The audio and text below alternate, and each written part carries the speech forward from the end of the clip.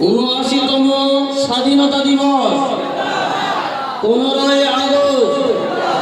নারায়ে তাকবীর। শিল্পী নজরুল এবং সিদ্দিকিয়া হাফিজিয়া ও দারসে নিজামিয়া মাদ্রাসা ৭৯তম স্বাধীনতা দিবস। নারায়ে তাকবীর। শাহ ওলিউল্লাহ দেওবন্দি রহমাতুল্লাহ আলাইহি, মহাত্মা গান্ধী, নেতাজি সুভাষচন্দ্র বোস, ক্ষুদিরাম বসু, আশফাকুল্লাহ খান, হুসাইন আহমদ মাদানী, উবাইদুল